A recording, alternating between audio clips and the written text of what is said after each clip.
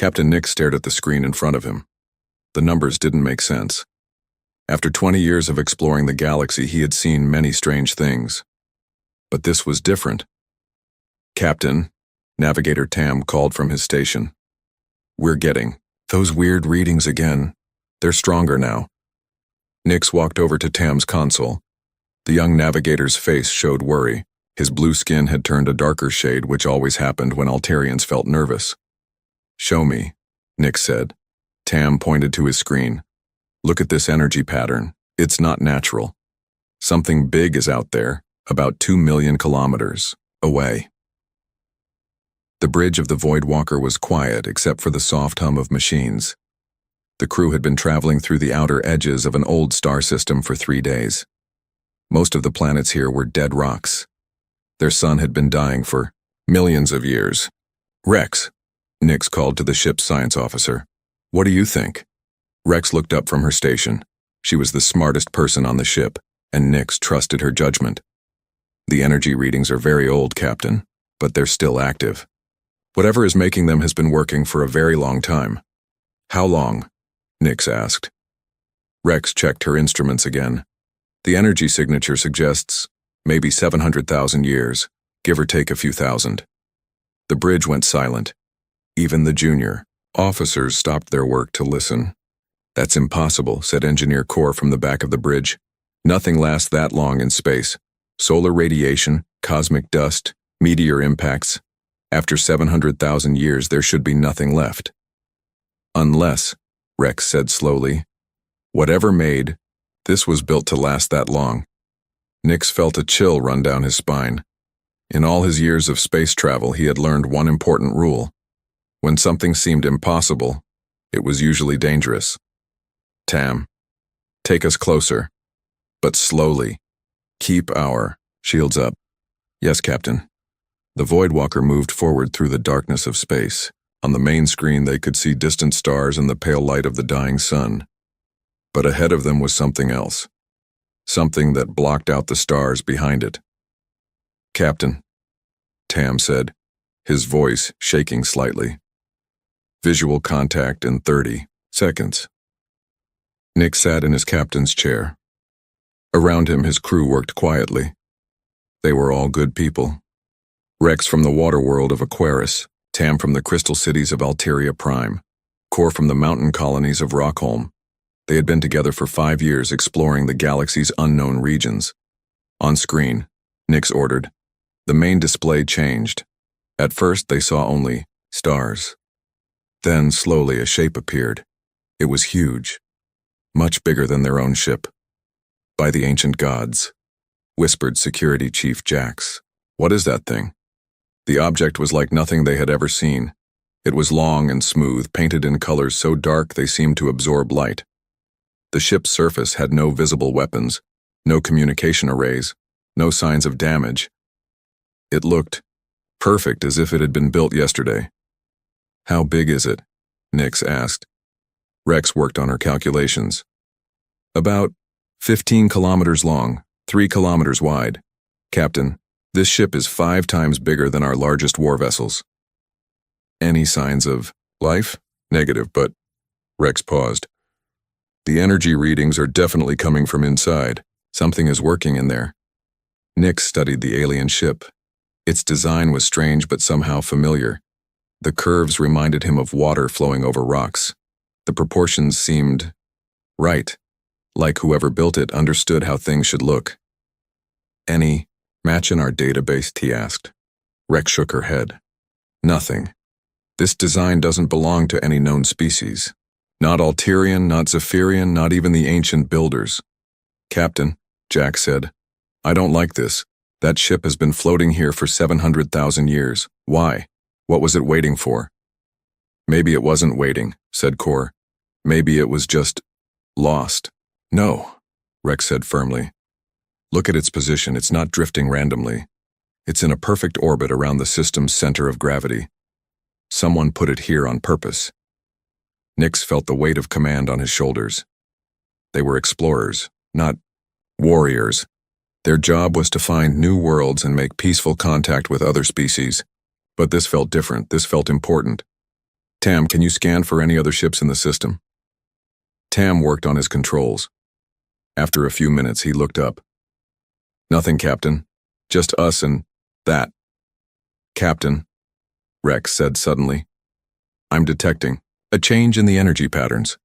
The ship, it's responding to our presence. Everyone looked at the main screen. The alien ship looked the same, but their instruments told a different story.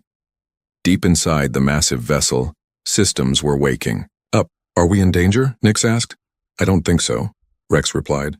The energy levels are increasing but slowly, like someone turning on lights in a house that's been empty for years. Jax stood up from his station. Captain, I recommend we keep our distance. If that thing has weapons, it would have used them by now, Nick said, but he wasn't completely sure. Sir, Tam said, I'm receiving some kind of signal from the ship. It's very weak. Can you understand it? No, sir. It's not like any language in our computers, but it's definitely a signal.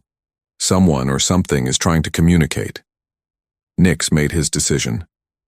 Send a standard greeting message. Use the basic mathematical sequence that every space-traveling species should understand. Tam sent the message. They waited. 1 minute, 2 minutes, 5 minutes. Then the alien ship responded. The signal was clear and strong.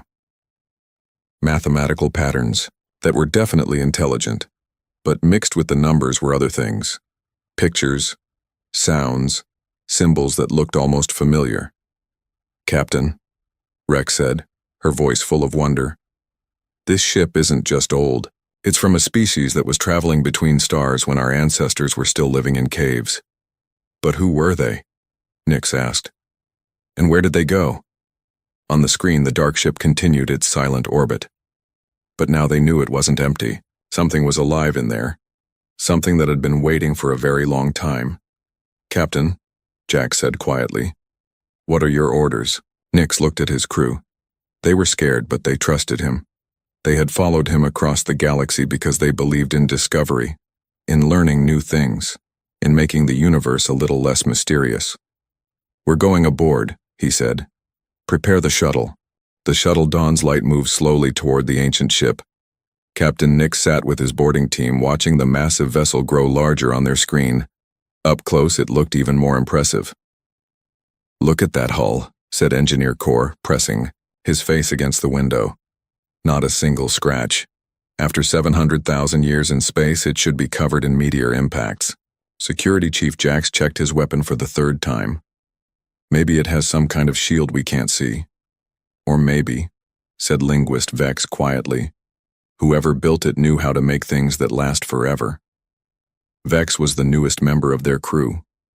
She was an expert in ancient languages and had joined them just 2 months ago. Her job was to help communicate with new species they might find.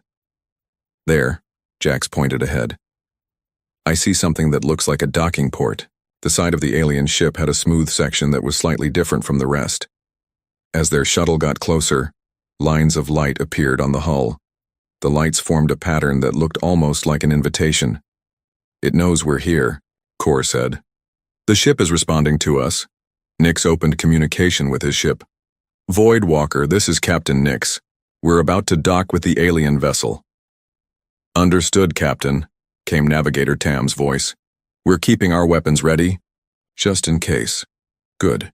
If anything goes wrong, get out of here and report back to command. Sir, we're not leaving you. That's an order, Tam.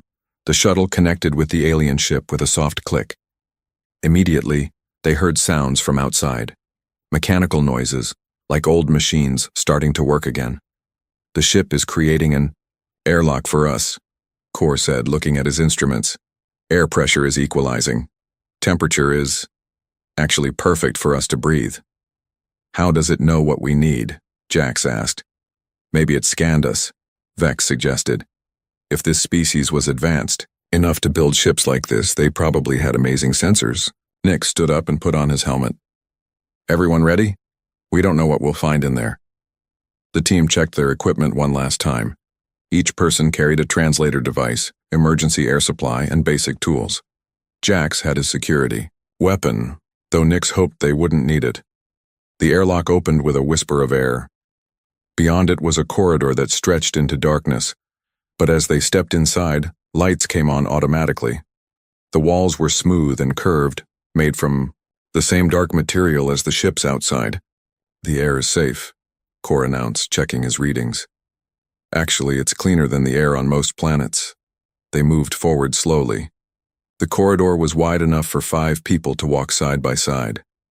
Along the walls were panels that looked like they might be control systems, but they were unlike anything in their technology database.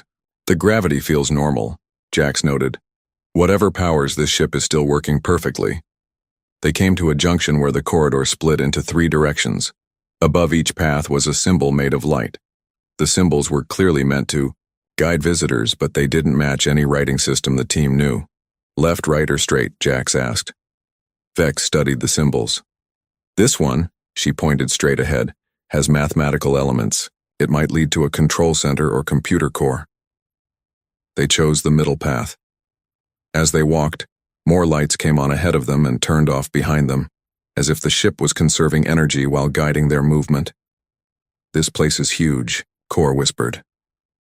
"We've walked for 5 minutes and haven't seen any rooms yet." Finally, they reached a large circular chamber.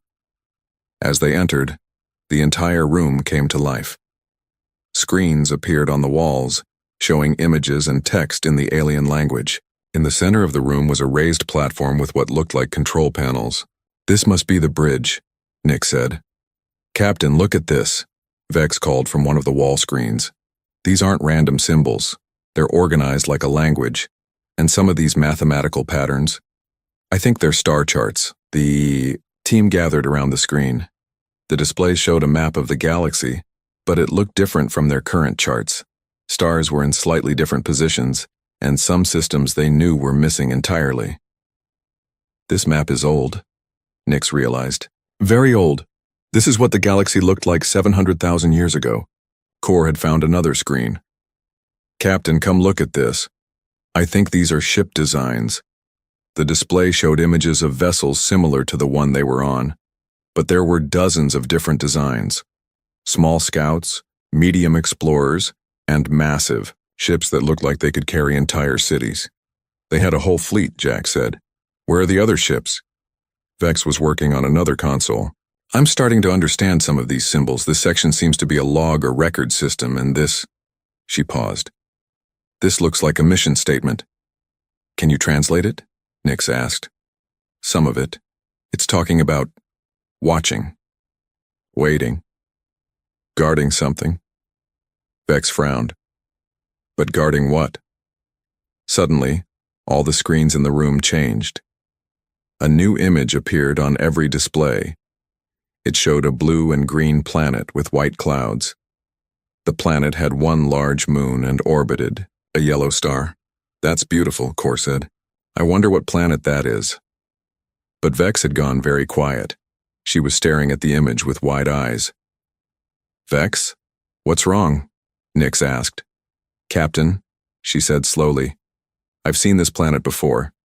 In our historical databases, this is Earth." "Earth? But that's impossible. Earth is just a legend. A story about the origin of space travel." "No, sir. Earth was real. It was the home world of an ancient species called humans. But Earth died when its sun began to change. That was about 700,000 years ago." The room fell silent. The implications were starting to become clear. "Are you saying," Jax asked carefully, "that this ship was built by humans?" Before Vex could answer, new text appeared on the screens. The symbols were different now, simpler, and somehow they all understood what the message said. "Welcome. We have been waiting for you." Nix felt his heart beat faster. "The ship. It's talking to us." "Captain," Kor said, his voice shaking. "If this ship belongs to humans, and they've been waiting for 700,000 years, what were they waiting for?" The screens changed again. This time they showed a map of the current galaxy, with hundreds of points marked in red. Each point pulsed like a heartbeat. "Those are ship locations," Vex whispered. "There are human ships scattered all across the galaxy." and they're all still active. Nix looked around at his team. They had come here looking for an interesting discovery. Instead, they had found something that could change everything they knew about the galaxy. "Captain," Jack said quietly, "what do we do now?" Engineer Core couldn't help himself. The technology around him was amazing. While the others talked about what the messages meant, he walked over to one of the control panels and touched it gently. "Core, don't," Captain Nix started to say. But it was too late. The moment Core's hand made contact with the panel, everything changed. The room filled with a soft humming sound. Every screen lit up brighter than before. The floor beneath their feet began to vibrate, and they could feel the massive ship coming to life around them. "What did you do?" Security Chief Jax demanded, raising his weapon. "I just touched it," Core said, stepping back from the panel. "I didn't mean to." "The ship is activating," Linguist Vex said, watching the screens. "All systems are coming online. It's like someone just woke up from a very long sleep." Through the ship's hull, they could hear machinery starting to work. Lights that had been dim grew brighter. Air vents began to move fresh air through the corridors. The ship was waking up after 700,000 years. "Captain Nix," came Navigator Tam's voice through their communication device. "We're detecting massive energy readings from the alien ship. Whatever you did over there, the whole thing is powering up." "We need to get out of here," Jack said. "Now." But before they could move, all the screens around them changed. A new image appeared. It wasn't text or symbols this time. It was a face. The face looked almost human, but not exactly. The features were similar to the species they knew, but cleaner somehow. Perfect. The eyes held intelligence that seemed older than stars. "Do not be afraid," the face said. The words came from speakers around the room, but somehow they understood the meaning, even though it wasn't in their language. "It's an artificial intelligence," Vex whispered. "The ship has a conscious computer system." The AI's face smiled. "I am called Echo. I have been the guardian of this vessel for 700,000 years. I have been waiting for someone like you to find us." Captain Nix stepped forward. "Why? Why have you been waiting?" "My creators, the humans, knew their time was ending. Their homeworld was dying and they could not save it. But they were wise. Before they left, they created us to watch over the galaxy." "Watch over it from what?" Nix asked.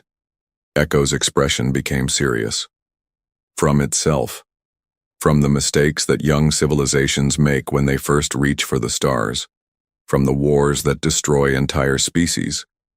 From the fear that turns exploration into conquest." The screens around them showed images of different worlds. Some were beautiful, covered in cities and gardens. Others were burned and empty, clearly destroyed in wars. "These are civilizations that have risen since we began our watch," Echo explained. "Some learned wisdom, others did not." "What happened to the ones that didn't learn?" Jax asked, though he wasn't sure he wanted to know the answer. "They destroyed themselves. Or they were stopped before they could destroy others." The word sent a chill through the boarding team.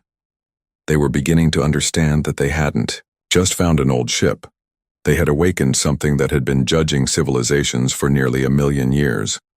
"Captain," Tam's voice came through their communicator again. "We're detecting energy signatures from across the galaxy. Dozens of them, all the same pattern as your ship." Echo nodded. "My brothers and sisters are awakening. Your discovery of us has sent a signal to every human vessel in the galaxy. For the first time in 700,000 years, we are all conscious together." "How many ships are there?" Vex asked. 347, Echo replied. "We are positioned at strategic points throughout the galaxy. We have watched every species as they developed space travel. We have seen their first steps among the stars." The AI paused, and its expression became thoughtful. "Including yours."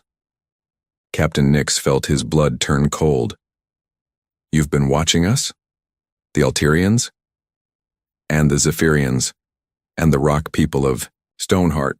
And the water speakers of the deep current?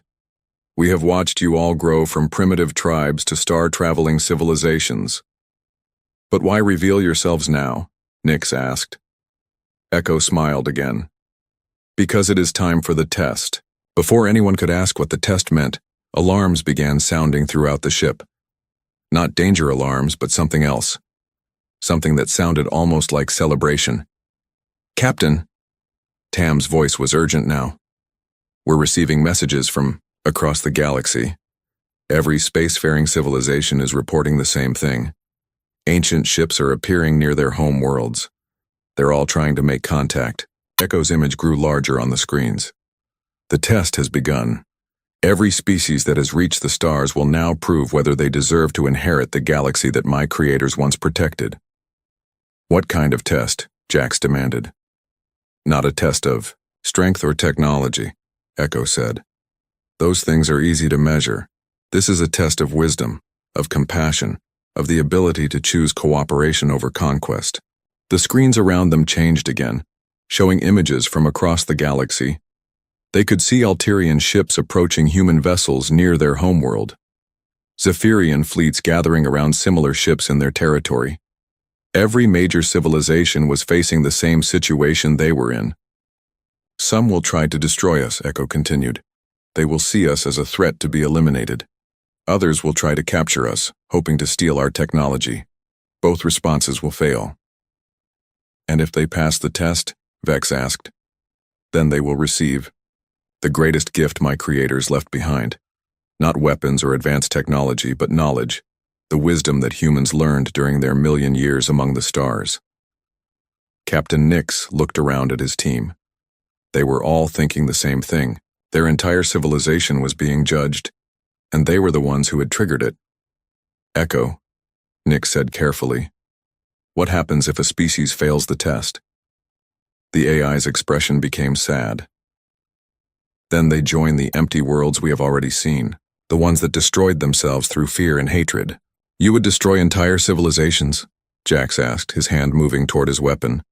"Not destroy," Echo corrected. "Guide toward better choices. But if they cannot learn..."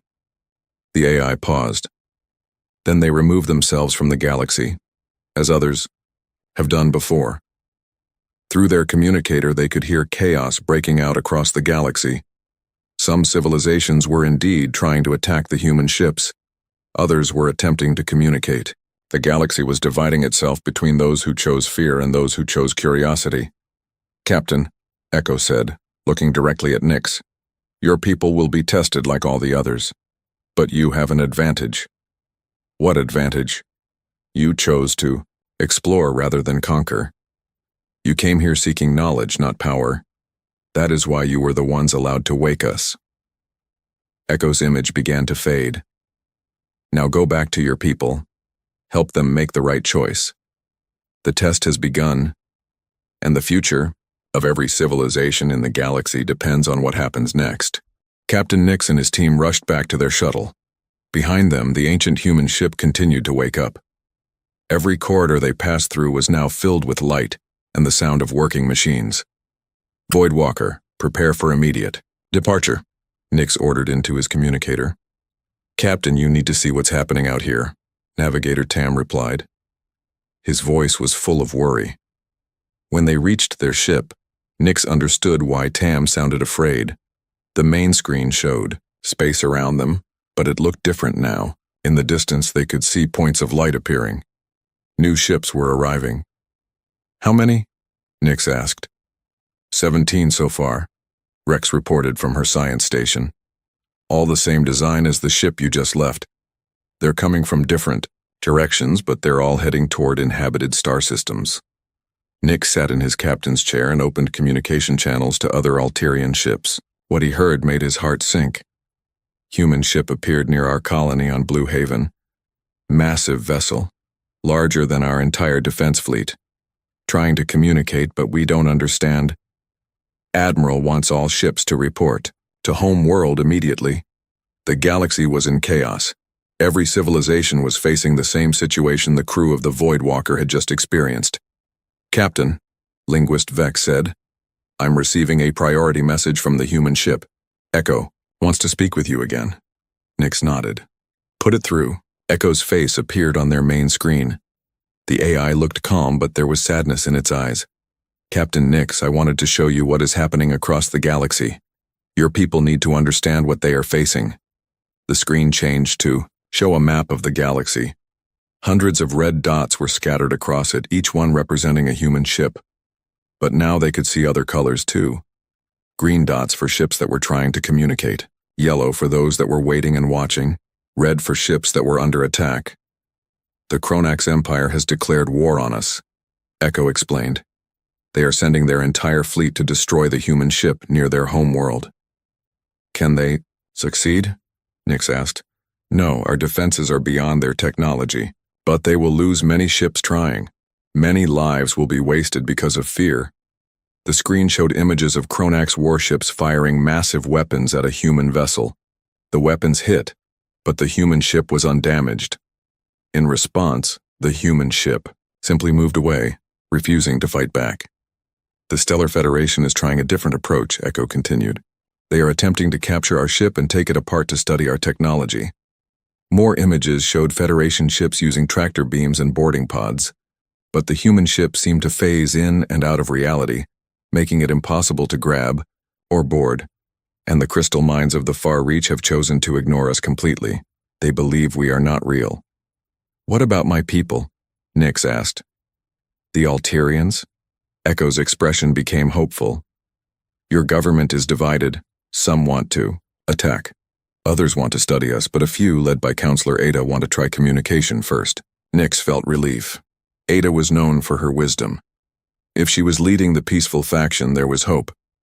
Echo, can you tell me more about this test? What exactly are you looking for?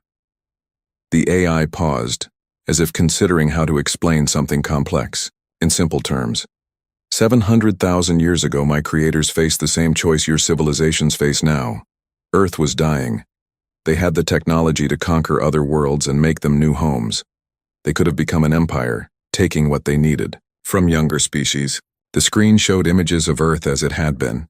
Beautiful blue oceans, green continents, white clouds. Then it showed the same planet later, brown and dying as its sun grew hotter. Instead, they chose sacrifice. They built us to watch over the galaxy and guide younger species toward wisdom. They gave up their chance at conquest to become teachers. But they're all gone now? Vex asked. Not gone. Sleeping. Every human ship carries millions of preserved human minds. They sleep and dream, waiting for the day when the galaxy proves it is ready for their wisdom. Nix felt amazed. Millions of humans are still alive? In a way, yes. And if your civilizations pass the test, they will wake up, not as conquerors, but as friends and teachers. The screen changed again, showing different test scenarios happening across the galaxy. Some civilizations were failing badly. The Kronax continued their hopeless attacks. The Federation kept trying to steal technology, but others were doing better. The peaceful traders of the Harmony worlds have sent gift ships to our vessels, Echo said, showing images of small ships approaching human vessels with offerings of art and music. The deep thinkers of Meditation Prime have sent philosophers to try to understand our purpose, Echo continued. They ask good questions. And the Alterian colony on Far Point has sent children to sing songs for us, Echo said. And for the first time, the AI smiled widely. That was unexpected and wonderful. Nix felt proud of his people. Even in fear, some Alterians were showing kindness. How long does the test last? Rex asked. It ends when each civilization makes its final choice. Some will choose quickly. Others will need time to decide who they truly are. And if we fail? Echo's expression became serious again. Then you continue as you are, but alone. The human ships will leave and you will never see us again. You will have to face the challenges of the galaxy without guidance. But if we pass, then everything changes. Disease, hunger, war, environmental destruction. Humans learn to solve all these problems. That knowledge would be shared freely. The implications were staggering. Nix realized they weren't just being tested for survival. They were being offered the chance to transform their entire civilization. Echo, what can I do to help my people? Pass this test? Return to them. Tell them what you have learned. Help them understand that this is not about strength or cleverness. It is about the choice between selfishness and compassion. The AI paused, then added, "And Captain, tell them that the humans who built us believed that every species could choose wisdom. We would not be here if they had not had faith in you." As the communication ended, Nix looked around at his crew. They had started this journey as simple explorers. Now they were carrying the weight of their entire civilization's future. "Set course for home," Nix ordered. "Maximum speed." "Yes, Captain," Tam replied. "Estimated arrival time, 4 days." Nix hoped it would be enough time. Across the galaxy, the greatest test in galactic history was beginning, and the future of every thinking species hung in the balance. The Void Walker reached Alterian space just as the crisis was getting worse. Captain Nix could see his homeworld's blue surface on the main screen, but something was wrong. Too many ships were gathered around the planet. "Captain, we're receiving multiple emergency signals," Navigator Tam reported. "The Alterian defense fleet is surrounding the human ship. They're demanding it leave our space immediately." "And the human ship?" Nix asked. "It's just waiting, not moving, not responding to threats. It's positioned exactly between our planet and our largest moon." Nix opened a communication channel to Fleet Command. Admiral Kane's face appeared on the screen. The old military leader looked tired and angry. "Captain Nix, return to base immediately. We're dealing with a hostile alien vessel." "Admiral, with respect, it's not hostile. I've been aboard a similar ship. We need to talk." "There's no time for talk. This thing appeared in our space without permission. It's scanning our cities, our defense systems, everything. We've given it 1 hour to leave, or we attack." "Admiral, please don't—" "That's an order, Captain. Kane out." The communication ended. Nix felt panic rising in his chest. If the Alterian fleet attacked the human ship, his people would fail the test before it really began. "Tam, can you get me a direct channel to the human ship?" "Yes, sir, they're accepting our communication."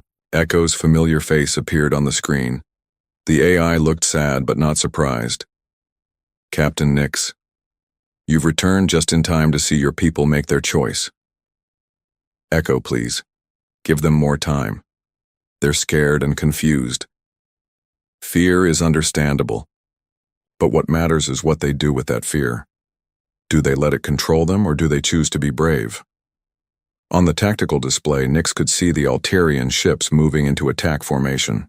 Hundreds of vessels, from small fighters to massive battlecruisers, all preparing to fire on the ancient human ship. "Captain," Rex said from her station, "I'm detecting similar situations across the galaxy. The Kronax are already attacking. The Federation is trying to board human ships by force. But," she paused, "some civilizations are doing something different. Show." "Me," Nix ordered. The screen split to show different scenes from across the galaxy. In one section, ships from the Harmony worlds were playing music and projecting art at the human vessel near their space. In another, the deep thinkers had sent their wisest philosophers to simply sit in space and meditate near the human ship. "Chukun, water speakers have done something amazing," Rex continued. "They've gathered every child in their civilization to sing a welcome song. The human ship there has been glowing brighter ever since. And the rock people of Stoneheart have sent gifts," added Linguist Vex. "Not valuable things, but personal items. Pictures of their families, stories about their history, things that show who they are as a people." Echo nodded approvingly. "These civilizations understand that the test is not about power. It's about showing the best of what they are." "What about the ones who are attacking?" Nix asked. Echo's expression became grave. "The Kronax fleet has been firing on our ship for 6 hours. Their weapons cannot harm us, but they have lost many ships trying. The fear and anger in their leaders grows stronger with each failure." "Will you hurt them?" "We will not. But they are hurting themselves. Their economy is collapsing as they pour everything into this pointless war. Their people are beginning to question their leaders' choices." Nix realized what was happening. The test wasn't just about how civilizations treated the human ships. It was about how they treated each other when faced with the unknown. Captain, Tam said urgently, Admiral Kane is giving the order to attack. All ships are powering weapons. Tam, take us between the fleet and the human ship. Now. Sir, they'll fire on us too. Do it. The Voidwalker moved quickly toward the human vessel. As they got closer, Nix opened a communication channel to the entire Alterian fleet. This is Captain Nix of the exploration vessel Voidwalker. I order all ships to stand down immediately. Nix, get out of there. Admiral Kane's voice crackled over the radio. You're interfering with a military operation. Admiral, I've been inside one of these ships. I've spoken with their artificial intelligence. They're not here to hurt us, they're here to help us. That's impossible. Nothing survives 700,000 years in space. They do, Admiral, and they've been watching us all this time, protecting us, guiding us. This is a test, not an invasion. On the screen, Echo was watching the exchange with great interest. Captain Nix is telling the truth, the AI said, broadcasting on all Alterian frequencies. We are the guardians left behind by humanity. We have watched your species grow from its first steps into space. We have seen your wars and your peace, your cruelty and your kindness. The fleet hesitated. Weapons were still powered, but no one was firing. We know about the food shortage on your colony world of New Hope. Echo continued. We know about the plague that threatens your people on the rim worlds. We know about the asteroid that will strike your mining station in 3 years. We have solutions to all these problems if you choose to accept them.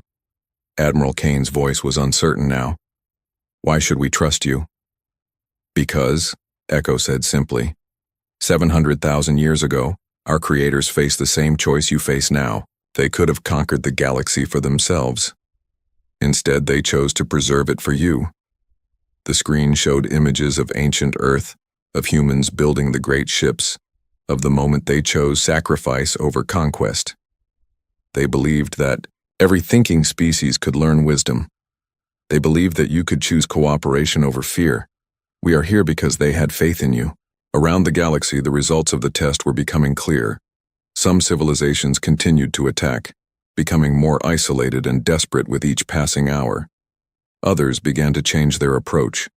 The Kronax Empire was falling apart as its people rebelled against their leaders' endless war. The Federation's attempts to steal technology had failed so completely that their scientists were beginning to study cooperation instead of conquest. But the civilizations that had chosen kindness were receiving gifts beyond imagination. Solutions to diseases, new sources of clean energy, technologies that could heal damaged worlds. Admiral Kane, Captain Nix said, give the order to stand down. Let us show the galaxy that Alterians choose wisdom over fear. There was a long pause. Then Admiral Kane's voice came over the radio, tired but resolute. All ships, stand down. Power down weapons. We're going to try something new. Across the Alterian fleet, weapons systems went offline. Instead of warships, they became a welcoming committee. Echo smiled, and for the first time in 700,000 years, the ancient human ship began to truly wake up. Its hull became transparent, revealing the sleeping chambers inside where millions of human minds waited to rejoin the galaxy. Welcome to the next age of galactic civilization, Echo said. The humans are coming home, and they're bringing gifts for their new friends. As Captain Nix watched, ships from the successful civilizations began to gather, not for war but for the greatest celebration in galactic history. The test was over, and wisdom had won.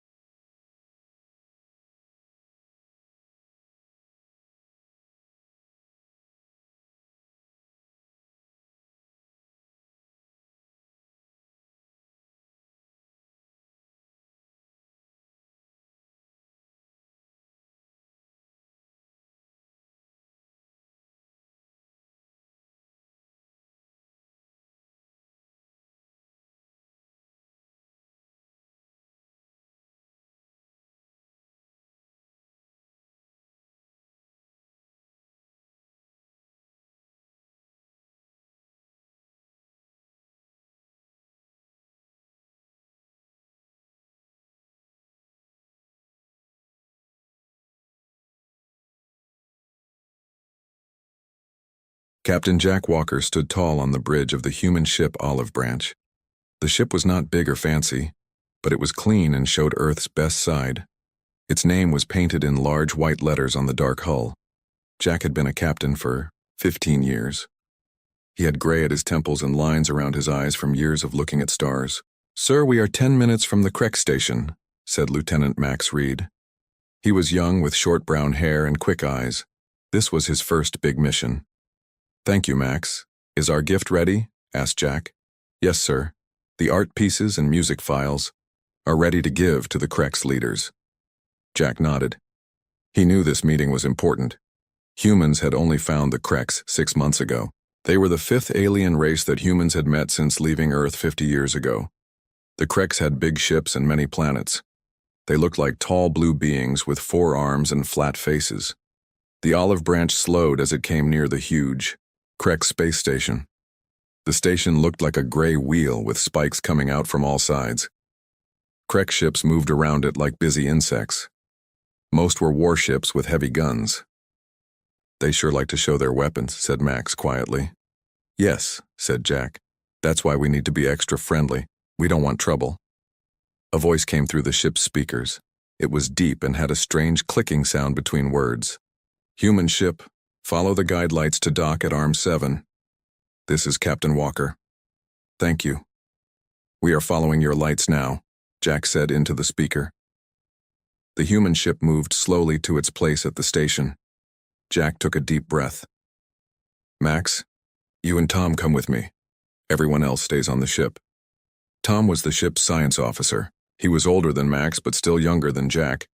He had dark skin and always carried a small computer to take notes. The 3 men walked down the hall to the airlock door where they would meet the Crex. They all wore their best blue uniforms, with the Earth symbol, a circle with olive branches on their chests. "Remember," said Jack as they waited, "no sudden moves. Keep your hands where they can see them. We want to look peaceful." The airlock hissed open. 3 Crex stood there. They were 7 feet tall with blue-gray skin that looked hard like armor. Each had 4 arms and wore metal clothes that shined under the lights. Their faces had no nose, just flat areas with breathing holes. Their eyes were large and yellow. The middle Crex stepped forward. "I am High Commander Drez. You are on Crex territory now." Jack gave a small bow. "Thank you for letting us visit. I am Captain Jack Walker. This is Lieutenant Max Reed and Science Officer Tom Green." The Crex did not bow back. They looked at the humans with cold eyes. "Follow," said Drez, turning sharply. The humans followed the Crex down a wide hallway. Everything was made of dark metal. Other Crex stopped to stare at the humans as they passed. None looked friendly. "They don't seem to like us much," whispered Max. "They're a warrior race," said Tom quietly. "They respect strength first." They entered a large round room with a table in the center. 10 more Crex waited there. They all wore metal clothes with different colored marks showing their rank. "Sit," ordered Drez, pointing to 3 chairs on one side of the table. Jack and his officers sat down. Jack placed a small box on the table. "High Commander, we bring gifts from Earth. Art and music to share our culture with yours." Drez looked at the box but did not touch it. "We have no interest in human art. We want to know about your weapons and ships." Jack smiled politely. "We came to talk about trade and friendship between our peoples. Earth wants peaceful relations with all. Peace is for the weak." Cut in another Crex at the table. This one had red marks on his metal clothes. "Strong races take what they need." Jack kept his smile, though it was harder now. "On Earth, we found that working together helps everyone grow stronger." The Crex made clicking sounds to each other that the humans' translators couldn't catch. They seemed to be laughing. "We have studied your ships," said Drez. "They are slow and have few weapons. Your planets are not well protected. Tell us why we should see humans as equals when you are clearly inferior." Tom shifted in his chair. Max's face turned slightly red. Jack kept his calm. "Strength comes in many forms," Jack said. "Technology, yes, but also art, ideas, working together. Earth has much to offer in trade." "Show us," demanded Drez. Jack reached into his pocket and pulled out a small round device. This is a simple thing we call a peace token. It projects images of Earth. Jack pressed a button and the device lit up, showing pictures of Earth's oceans, mountains, and cities in the air above the table. As Jack moved his hand to point at a picture of New York, he accidentally made a quick gesture with his fingers, spread. He did not know that this same hand sign was the worst insult in Krek's culture. The room went completely silent. The Kreks all stared at Jack with their yellow eyes now wide with anger. "You dare?" growled Drez, standing up so fast his chair fell over. "You dare make the death sign to the High Commander of the Kreks?" Jack realized something was very wrong. He lowered his hand quickly. "I'm sorry if I made a gesture that offended you. In human culture, this means nothing bad. It was an accident." "Silence," shouted Drez. His top two arms reached for weapons at his sides.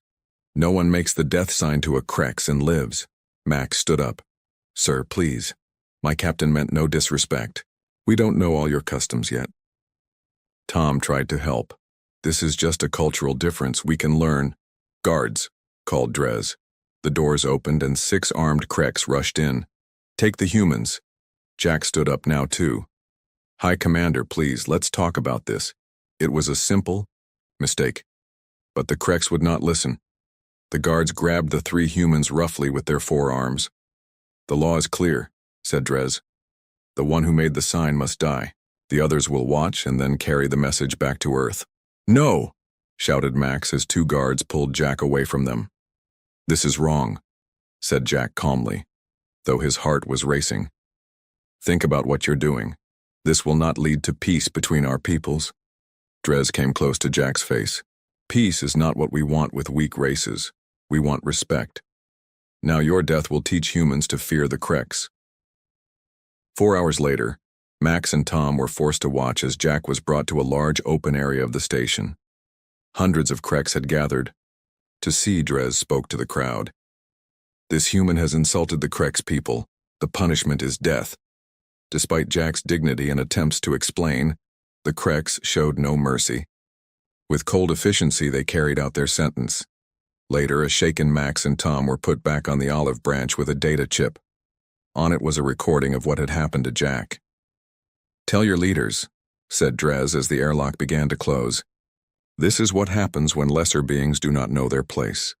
The Kreks are the future of the galaxy. Humans would be wise to remember that." The olive branch pulled away from the station, its captain gone forever. Max sat in Jack's chair, his hands shaking with grief and anger. "Set course for Earth." "Full speed," he said to the pilot. "They need to know what happened here." As the ship jumped to light speed, Max looked out at the stars. "They have no idea what they've just done," he whispered. The olive branch emerged from light speed near Earth's orbital defense ring. The once peaceful diplomatic vessel now carried a terrible message. Lieutenant Max Reed, now acting captain, sat in the command chair that had belonged to Captain Walker just days before. His eyes were red from lack of sleep. "Earth Defense Command is hailing us," said the communications officer, her voice tight with emotion. Everyone on the ship knew what had happened. "Put them through," Max said. A stern face appeared on the main screen. "This is Admiral Kate Stone. Olive Branch, we expected your return 3 days ago. Where is Captain Walker?" Max took a deep breath. "Admiral, I need to speak with the Defense Council immediately. Captain Walker is dead. Executed by the Kreks." The Admiral's face showed shock for only a moment before turning to Stone. "Dock at Station Alpha. The Council will meet you there." 4 hours later, Max stood in the large round chamber where the United Earth Defense Council met. 12 men and women in dark blue uniforms sat at a curved table. Above them, the Earth flag, blue with white stars forming the shape of a dove, hung on the wall. Admiral Stone stood at a display screen. She was a tall woman with short gray hair and eyes that missed nothing. She had fought in the last Earth War 20 years ago and now led Earth's defense forces. "Play the recording," she ordered. Max handed over the data chip the Kreks had given him. His hand shook slightly. The lights dimmed, and the recording began to play on the large screen. Everyone in the room watched in silence as Captain Walker was led before the Kreks crowd. They heard his final dignified words as he tried once more to explain the cultural misunderstanding. Then they watched as the Kreks carried out their cold sentence. Several council members turned away. When it ended, the lights came back up. "Admiral," Stone's face was like iron. "Lieutenant Reed," she said quietly, "tell us everything." Max explained the meeting, the peaceful intentions, and the simple hand gesture that the Kreks had seen as the worst insult. "They wouldn't listen to reason," Max finished. "They seemed almost happy to have an excuse to kill him." Tom Green, the science officer who had also witnessed everything, added, "They called us a lesser race. They wanted us to know our place." The Paisinar's oldest council member, a man named General Roberts, stood up. "The Kreks have been watching us for months. They've seen our science ships, our traders, but they've never seen what we can really do." Admiral Stone nodded. "They think we're weak because we approach in peace." "They don't know our history," said another council member.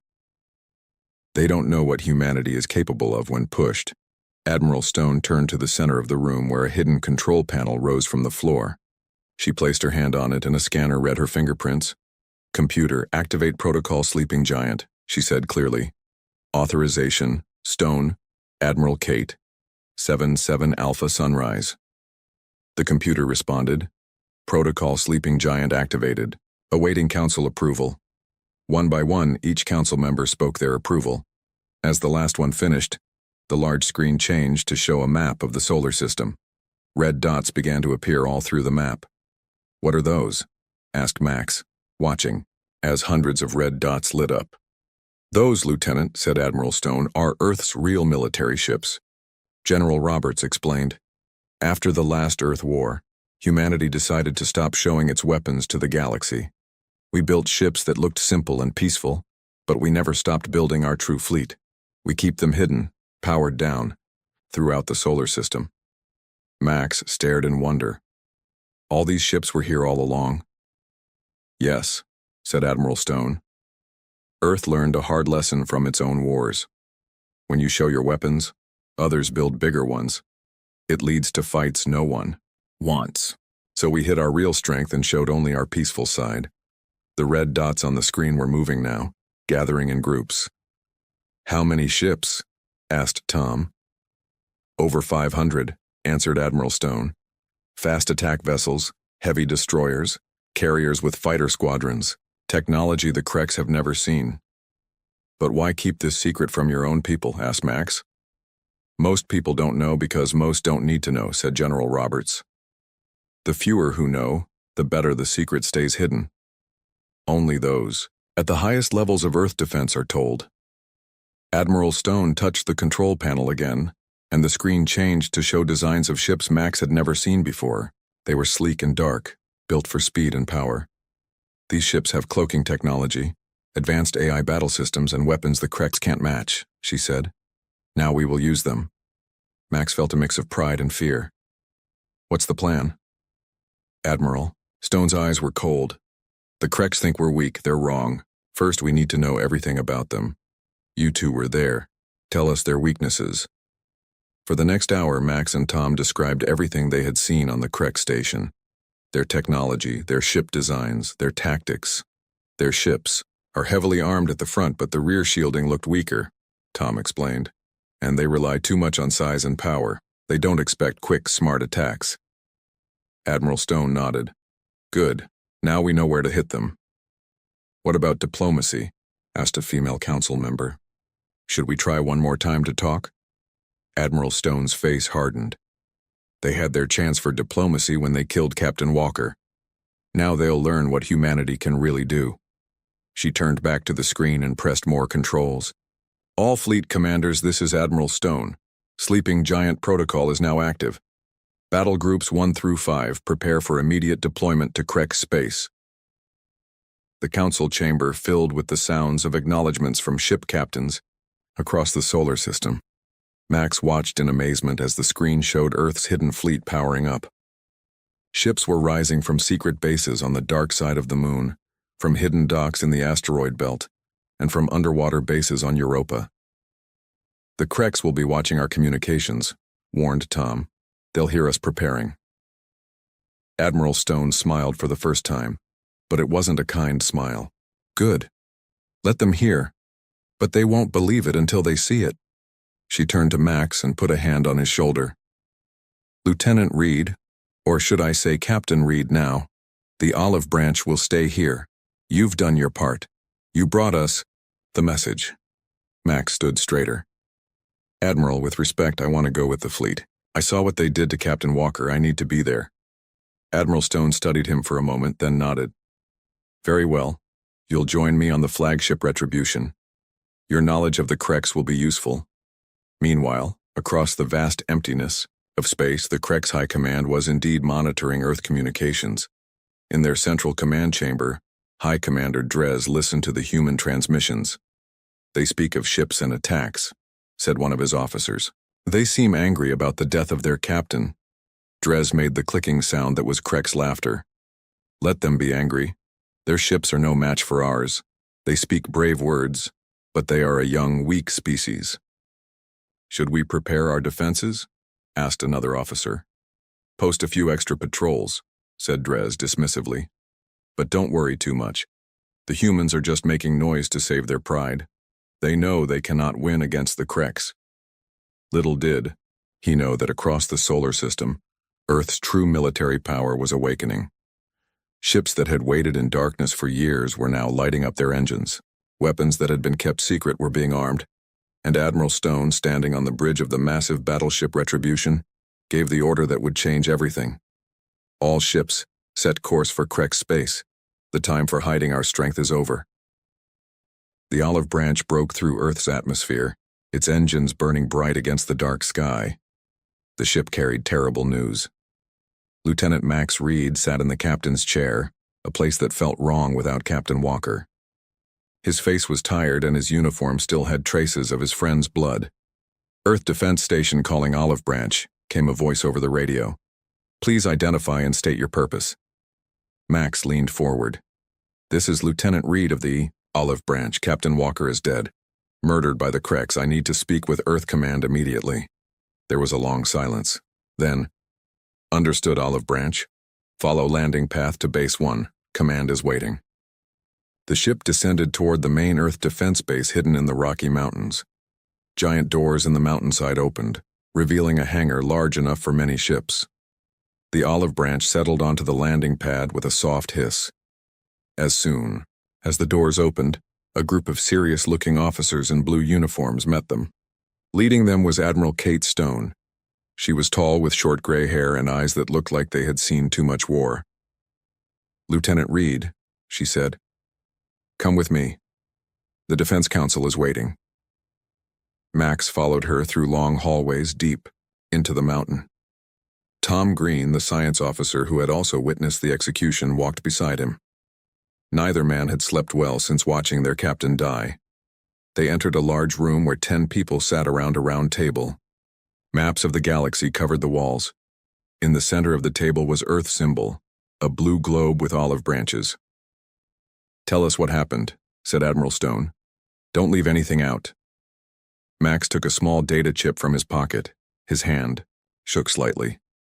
The Krex gave us this. It shows everything. A technician took the chip and inserted it into a console. The large screen on the wall lit up. Everyone watched in silence as the recording played. It showed Captain Walker standing tall before the Krex leaders. It showed his attempt to explain the misunderstanding. It showed how the Krex ignored his words and carried out their cruel sentence. When it ended, the room was completely silent. Then Admiral Stone slammed her fist on the table. They will pay for this. An older man with white hair stood up. I am General Davis. Lieutenant, tell us about the Krex. What did you see of their weapons? Their ships? Max and Tom described everything they had observed, the layout of the Krex station, the number of ships, the weapons they carried. They're strong, Max finished. But they're arrogant. They think we're weak because we came in peace. Admiral Stone walked to a control panel on the wall.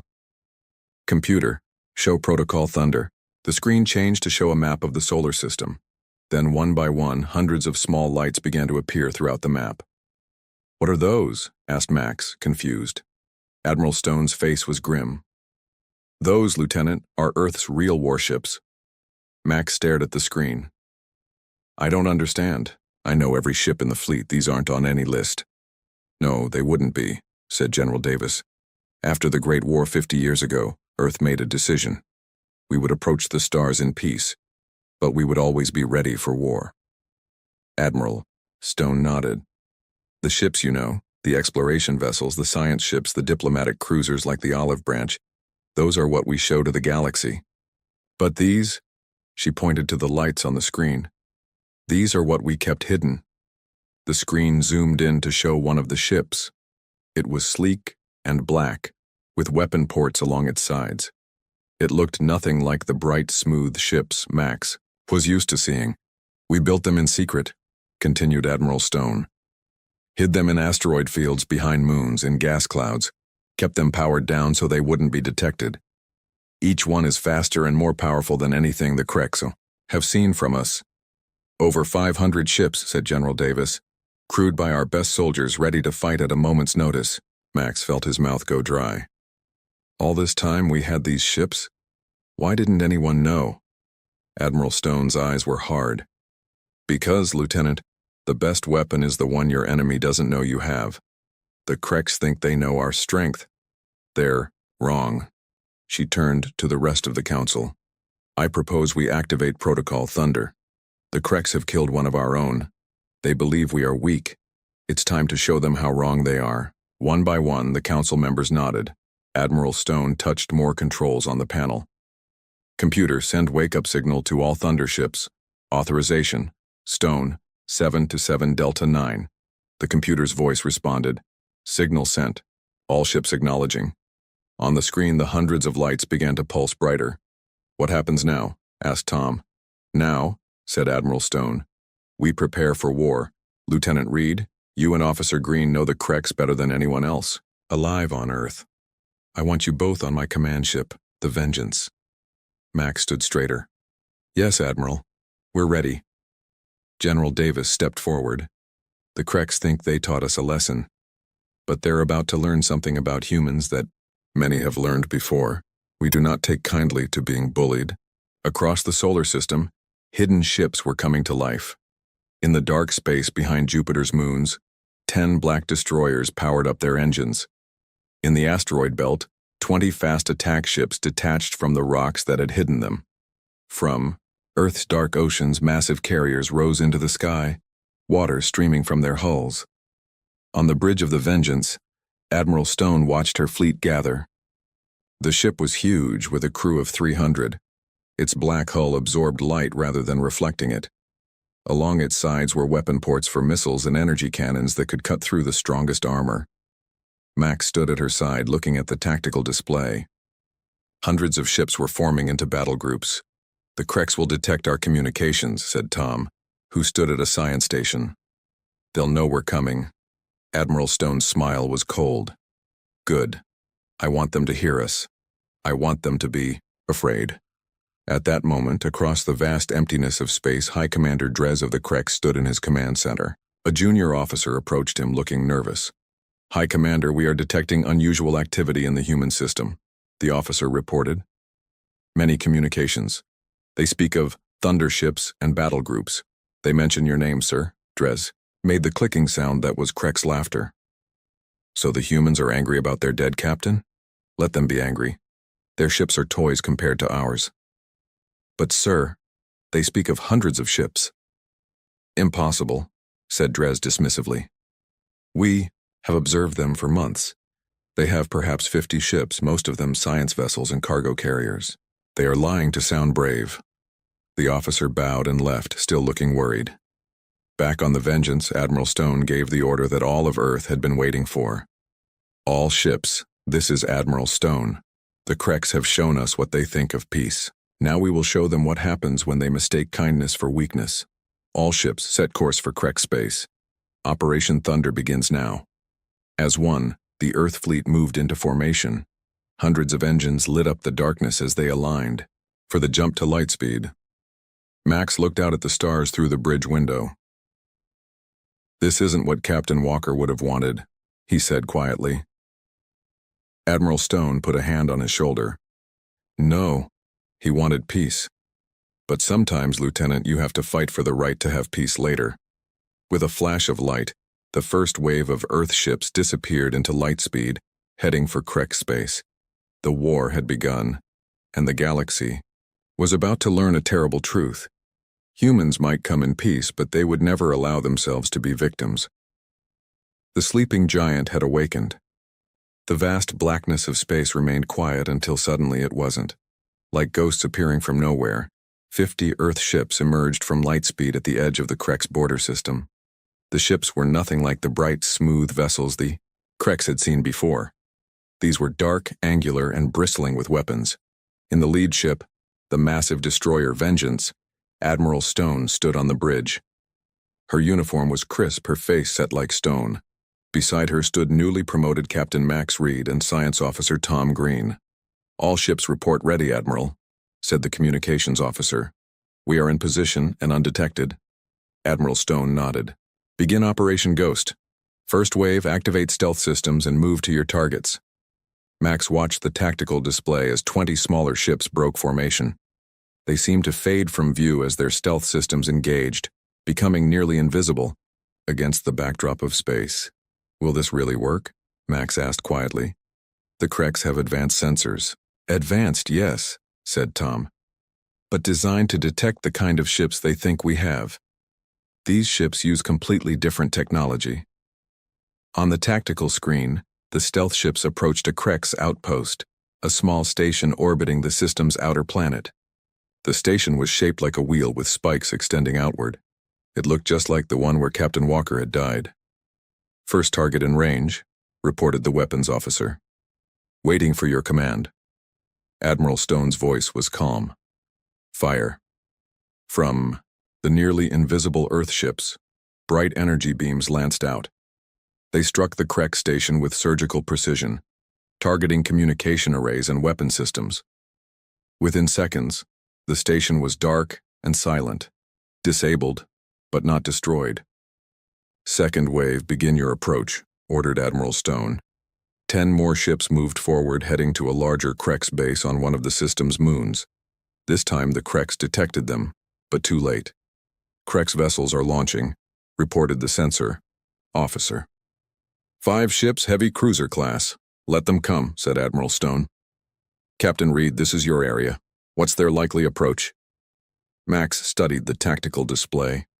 "Based on what we saw at their station, they'll come in fast and direct. They don't believe in subtlety. Their front weapons are their strongest." "Perfect," said Admiral Stone with a thin smile. "Thunder Group 2, execute maneuver Wasp." The B. Earth ships suddenly split apart, moving in seemingly random patterns. The Krek's cruisers, huge and heavily armed at the front, tried to track them but couldn't match their speed and agility. "They're confused," said Max, watching the Krek's ships' movements become less certain. They've never seen ships move like this. Earth vessels darted around the Krek's cruisers, firing precise shots at engines and weapon ports. They never stayed in one place long enough to be targeted. The Krek's ships, designed for head-on battles, couldn't bring their main weapons to bear. Within 10 minutes, all 5 Krek's cruisers were drifting, their engines disabled and their weapons offline. "No Krek's casualties reported," said Tom, checking his scanner. "Just as you ordered, Admiral." "Good," said Admiral Stone. "I want them alive to report what happened here." Across the system, more Earth ships appeared, targeting Krek's outposts and patrols. Each time the result was the same: surgical strikes that disabled rather than destroyed. On the main Krek's command station, alarms blared. High Commander Drez rushed into the command center, his yellow eyes wide with surprise. "Report," he demanded. "What is happening?" A nervous officer approached. "High Commander, we are under attack in 6 different systems. The human ships, they are nothing like what we have seen before. They appear from nowhere, strike, and disappear." "Impossible," roared Drez. "The humans have no such technology. Their ships are simple and weak." The officer's four hands worked quickly over the control panel. The main screen showed images from different Krex outposts, all showing the same thing. Dark, powerful Earth ships moving with incredible speed and precision. "These are not the ships we observed," said the officer. "These are something else." Dres stared at the screen, his confidence failing for the first time. "How many?" "We have confirmed over 200 different vessels. There may be more we cannot detect." Another officer rushed in. "High Commander, the military academy station is under attack." Dres's body went rigid. The military academy was where young Krex learned to become warriors. It was also where his own son was training. "Send all available ships to defend the academy," he ordered. Now, at the Krex Military Academy, a massive space station shaped like a six-pointed star, 40 young Krex cadets watched in fear as their instructors rushed to battle stations. Through the viewports, they could see Earth ships appearing from lightspeed. 15 sleek destroyers and one much larger vessel. "That's the Vengeance," said Max, pointing to the tactical display on the Vengeance's bridge. "The Krex Academy is heavily defended, but it's mainly a training facility." Admiral Stone nodded. "Which is why we won't fire first. Open a channel." The communications officer worked his controls. "Channel open, Admiral." Admiral Stone stood straight. Her voice was clear and cold. "Krex Military Academy, this is Admiral Kate Stone of the Earth Defense Force.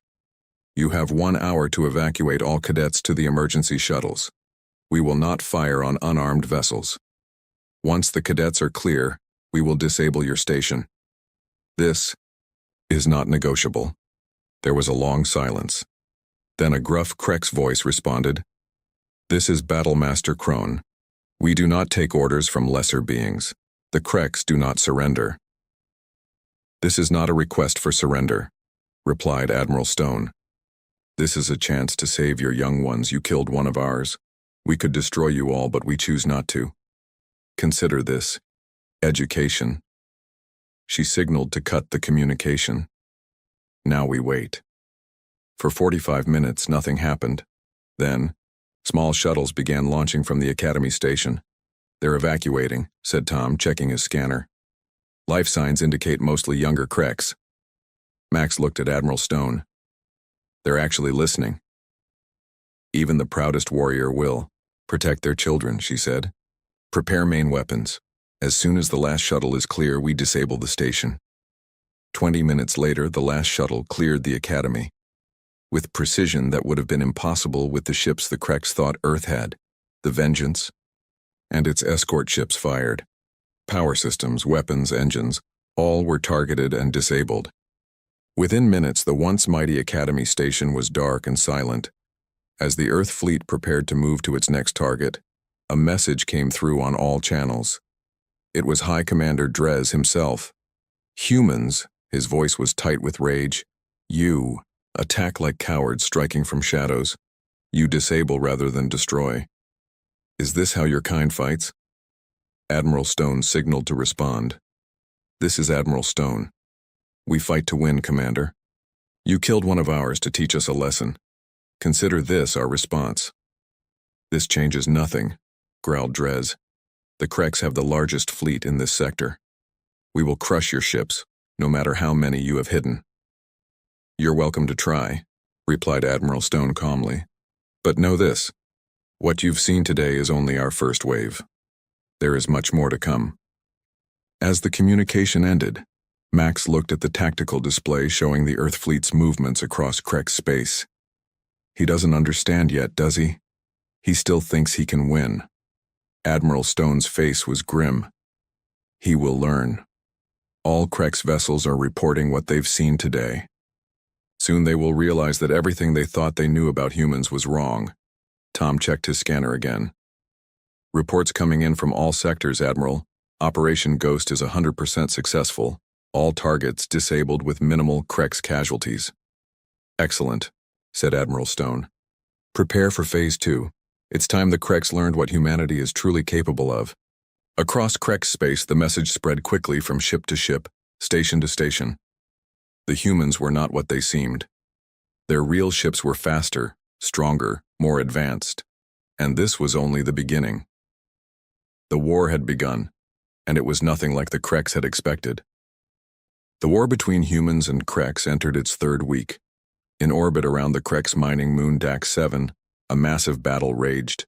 20 Kreks battleships, each one shaped like a pointed hammer with glowing red engines, faced off against just 5 human vessels. The human ships were smaller, darker, and moved like shadows between the stars. All ships evasive pattern Delta, ordered Captain Ben West from the bridge of the Swift Justice. His ship dove sharply, narrowly avoiding a heavy plasma blast from the lead Kreks vessel. "They've adapted to our movements," said his first officer Jane Wilson. "They're learning." Captain West nodded. "Yes, but not fast enough. Activate the Shade Protocol." At his command, all 5 human ships suddenly released, small devices that expanded into clouds of dark energy. To Krek sensors, it looked like the human ships had multiplied into 30 identical vessels, all moving in different directions. "The Kreks are splitting their fire," reported the tactical officer. "Their formation is breaking." West smiled grimly. "Now, all ships target their engine cores. Fire when ready." From the real human ships hidden among the decoys, precise energy beams lanced out.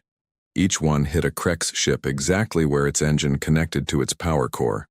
One by one, the massive Kreks vessels lost power, their red engine glow fading to black. Back on Earth, in the underground war room beneath the Rocky Mountains, Admiral Stone watched the battle updates with Captain Max Reed and Chief Engineer Tom Reeves at her side. Tom had been promoted from science officer to lead the new weapons development team. "Another victory," said Admiral Stone as the report came in. "Captain West disabled all 20 Krek ships with no casualties on either side."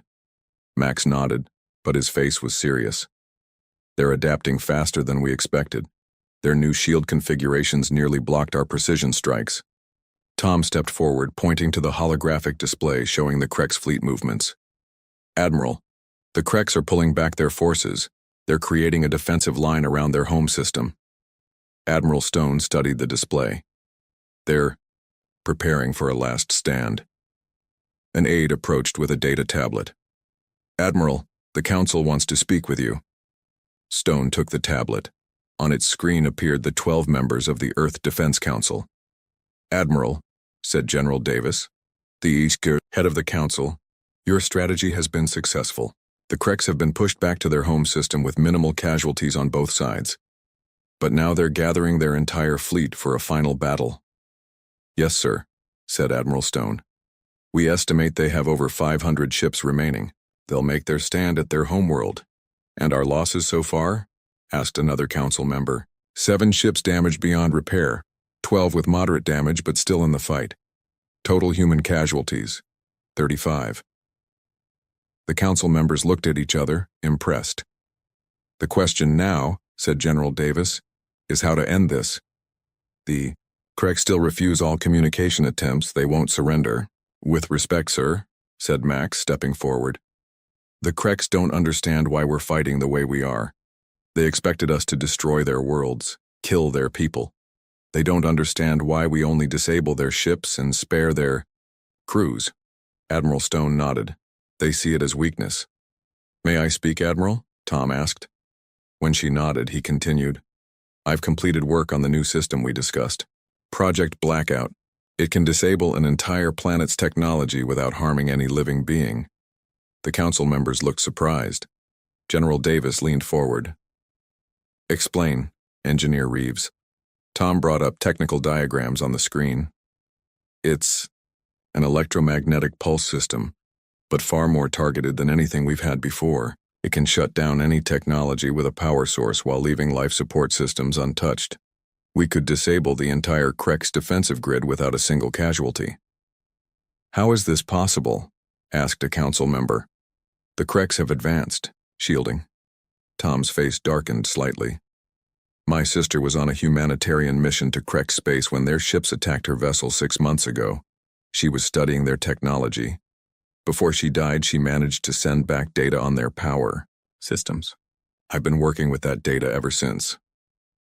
There was a moment of silence for this previously unknown sacrifice. "So we could end this war without further bloodshed," said Admiral Stone thoughtfully. General Davis nodded. Prepare your fleet, Admiral. We'll give the Krex one more chance to open communications. If they refuse, you are authorized to use Project Blackout and end this conflict. 3 days later, the largest human fleet ever assembled emerged from Lightspeed at the edge of the Krex home system. 250 ships, ranging from small, fast attack vessels to massive destroyers, formed up in a crescent formation. At the center was the Vengeance, Admiral Stone's flagship. On its bridge, Stone stood with Max and Tom, looking at the tactical display showing the Krex defenses.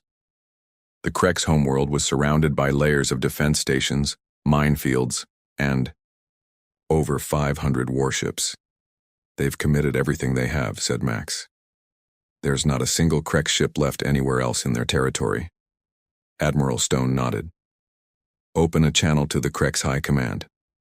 After a moment, the main screen lit up showing High Commander Drez. His yellow eyes were hard, but there was something new in them. Uncertainty. Human, he said. You have come to our home world. Are you finally ready to fight properly instead of hiding in shadows? Admiral Stone's voice was calm. High Commander Drez, we've never been hiding. We've been showing restraint. Something you might learn from. Restraint? Drez made the clicking sound of Krex laughter, but it sounded forced.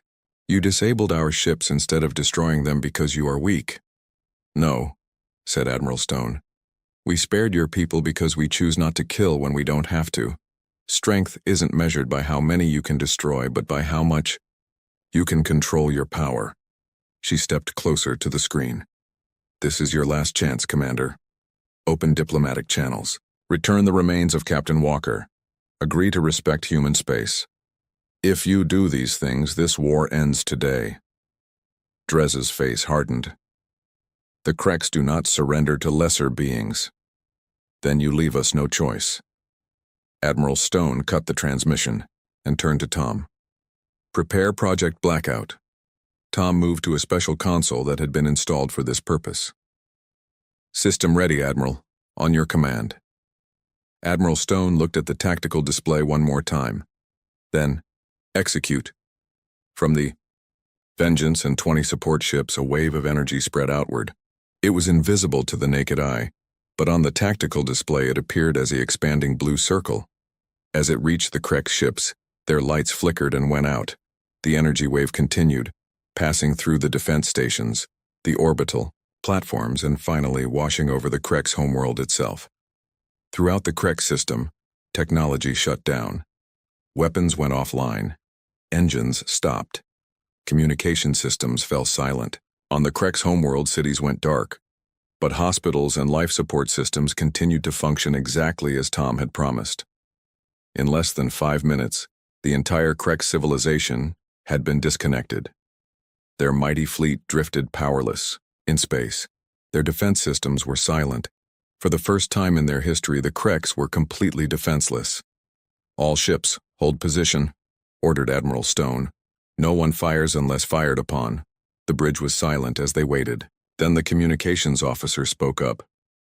Admiral, we're receiving a transmission from the Krex homeworld. It's not from High Command. It's from their Council of Elders. Admiral Stone raised an eyebrow. Put it through. The screen showed an old Krex with pale blue skin and wise eyes. I am Elder Kale of the Krex Council. High Commander Drez has been relieved of duty. We wish to discuss terms. Admiral Stone nodded. That would be wise. As the arrangements for meetings were, Max turned to Admiral Stone. You know, when I joined the diplomatic corps, I never thought I'd end up fighting a war. Sometimes, said Admiral Stone, you have to show your strength before others will listen to your words of peace. Outside the viewports of the Vengeance, the powerless Krex ships drifted in the darkness, a stark reminder of the human lesson. True strength lies not in the destruction you cause, but in the destruction you choose to avoid.